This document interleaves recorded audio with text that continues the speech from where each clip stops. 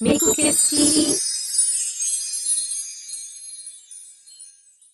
त्रेता युग का समय। अयोध्या में भगवान श्री राम के राज्याभिषेक के बाद हनुमान जी वन में अपनी साधना कर रहे थे। उनकी साधना में कोई विघ्न नहीं था, लेकिन इस बार उनकी परीक्षा लेने स्वयं देवताओं ने एक योजना बनाई। हनुमान जी ध्यान मुद्रा में बैठते हैं, चारों ओर शांति है। तभी आकाश से एक तेज प्रकाश उतरता है। पवन पुत्र हनुमान, तुम्हारी तपस्या से देवलोक भी प्रभावित है, लेकिन अब समय आ गया है कि तुम्हारी शक्ति और धैर्य की परीक्षा हो। यह रहा तुम्हारे लिए एक दायित्व। वरुण देव एक सोने की पोटली नीचे रखते हैं। हे वरुण देव, आपका आज्ञा पालन करना मेरा धर्म है। ये दायित्व क्या है? इस पोटली में एक रहस्यमयी मंत्र है। इसे हिमालय की उस गुफा तक पहुंचाना है जो 7 राक्षसों से घिरी हुई है।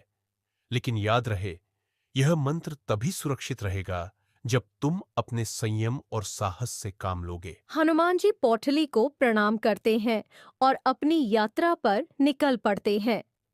हनुमान जी एक घने जंगल में पहुंचते हैं। अचानक उनके सामने एक मायावी स्त्री प्रकट होती है। पवन पुत्र, यह वन तुम्हारे लिए उचित नहीं है। यहाँ से लौट जाओ।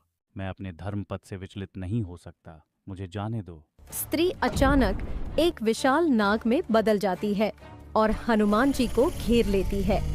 यदि तुम मुझे परास्त कर सको तो ही आगे बढ़ सकते हो। ओम क्लीम क्लीम चामुंडा। हार मान लो हनुमान, तुम मुझे नहीं हरा सकते।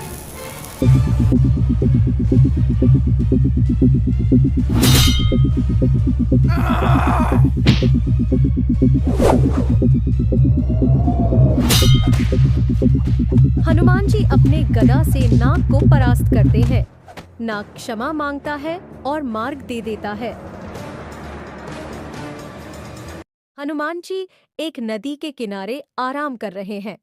तभी वहां भगवान अग्नि प्रकट होते हैं। हनुमान, तुम्हारे धैर्य की परीक्षा लेने मैं आया हूं। यह लो, यह जलता हुआ दीपक। इसे तुम्हें उस पर्वत तक पहुंचाना होगा। यदि यह बुझ गया तो तुम्हारा मार्ग समाप्त हो जाएगा। हनुमान जी दीपक को संभालते हुए अपनी यात्रा जारी रखते हैं। रास्ते में अचानक तेज आंधी आती है। यह आंधी मेरी साधना की परीक्षा है, लेकिन मैं इसे बुझने नहीं दूंगा। हनुमान जी अपनी पूंछ से दीपक को ढककर आंधी से बचाते हैं और पर्वत तक दीपक को सुरक्षित पहुंचा देते हैं। 7 राक्षसों का आतंक। हनुमान जी गुफा के पास पहुंचते हैं। वहां 7 राक्षस उनके रास्ते में आ खड़े होते हैं। कहाँ चले पवनसुत? यह गुफा तुम्हारे लिए नहीं है। मार्ग छोड़ दो, अन्यथा तुम्हारे विनाश का कारण बनेगा। राक्षस हनुमान जी पर हमला करते हैं।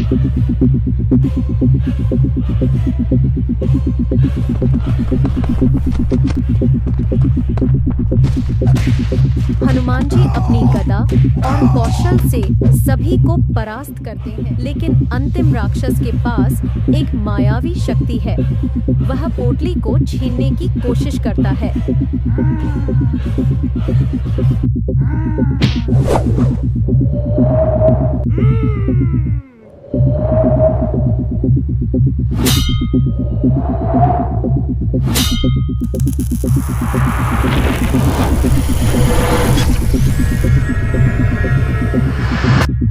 हनुमान जी अंतिम राक्षस को परास्त करते हैं।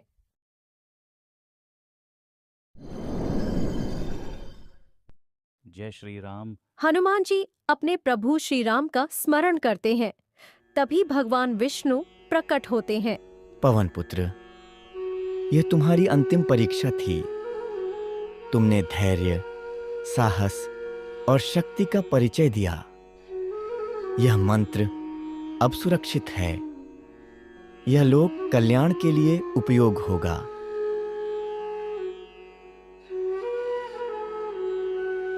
हनुमान जी गुफा से बाहर आते हैं। देवताओं की ओर से उन्हें आशीर्वाद मिलता है। उनके साहस और भक्ति की कहानी सदियों तक अमर हो जाती है। जो मेरी इस कहानी को लाइक और सब्सक्राइब करेगा, मैं उसकी जीवन खुशियों से भर दूंगा और उसके सारे कष्ट में हर लूंगा। शिक्षा, धैर्य, साहस और भक्ति से हर कठिनाई को पार किया जा सकता है। जब भी जीवन में चुनौतियां आएं, अपने धर्म और सत्य के पथ पर अडिग रहें।